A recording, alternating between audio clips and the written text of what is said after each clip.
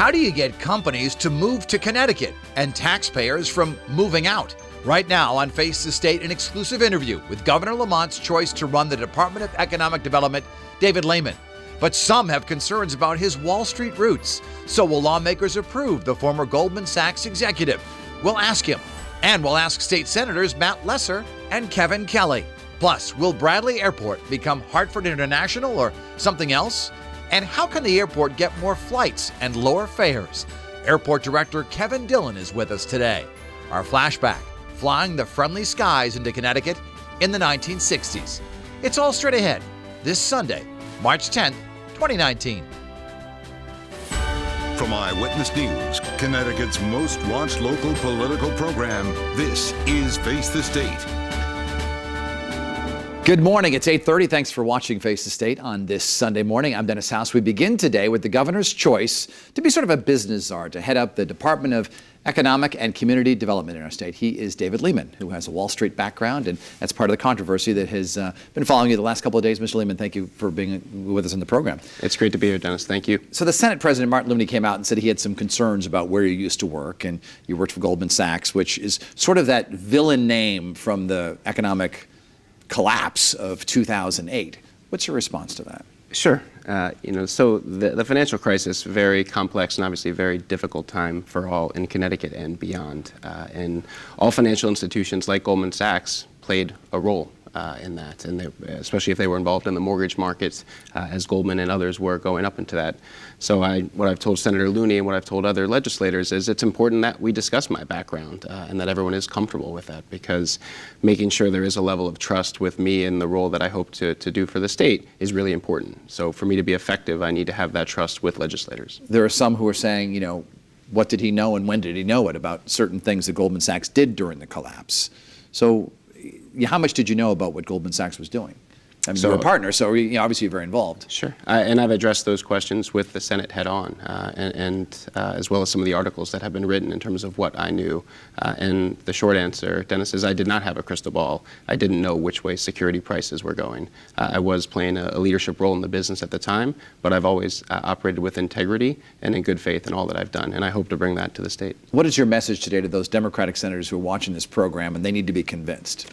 My message is, I'm here for the right reasons. I want to help, and I want to help Governor Lamont and establish and ultimately succeed in his agenda as it relates to getting the state growing again, getting jobs again in the state, and I feel like I can be useful in that. And my background is what my background is, but I have a lot of relevant experience in the business industry that I hope that I can channel in the right way here for the state. Let's talk about this a little bit, because you seem very enthusiastic about the state of Connecticut, and you approached Governor Lamont through a friend, correct? How did that all go down? I did.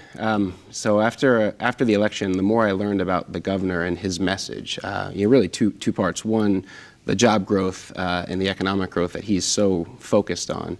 And then secondly, his style, his collaborative, very results-oriented, very pragmatic. The more I learned about the governor, the more I liked his style, and I believe he can be very successful here for the state.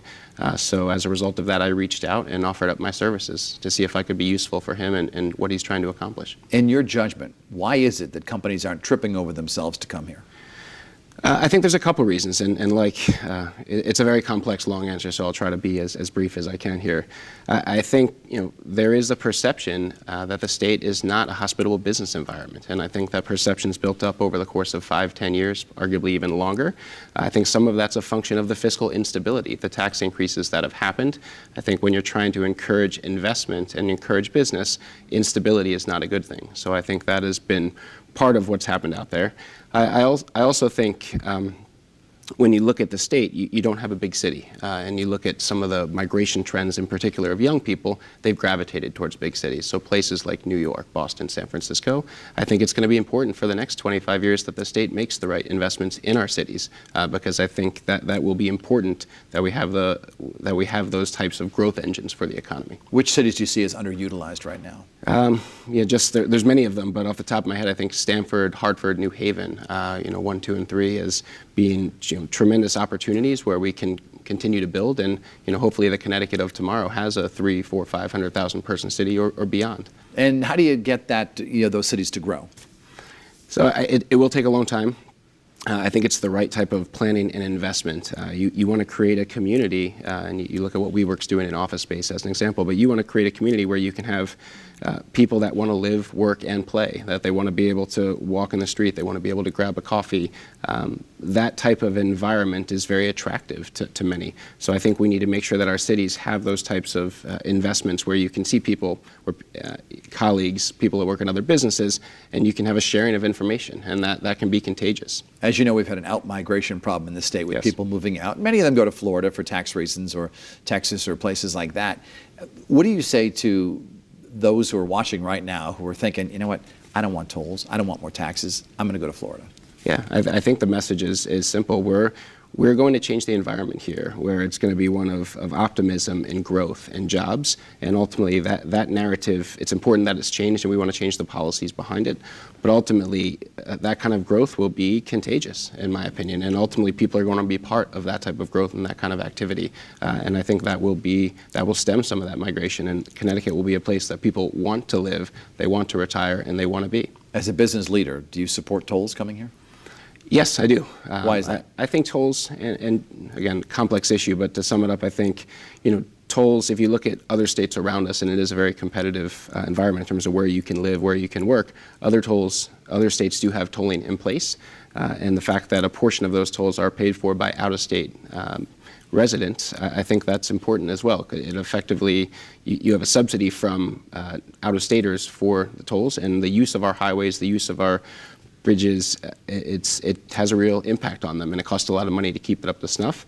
In particular, the New Haven rail line, I think, is a real asset of the states that has been neglected, and having the right amount of money to make the right investment in the New Haven line is terribly important. You talk about it'd be great to have a city that 400,000 or 500,000 people.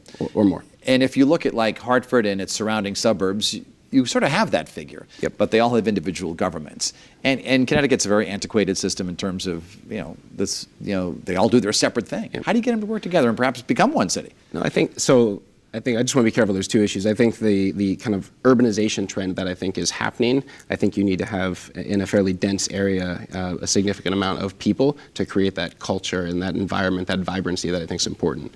In terms of lots of different cities with their own independent governments, Connecticut's a very independent place, and I think that's one of the things that I love about it, and I think many people love about it.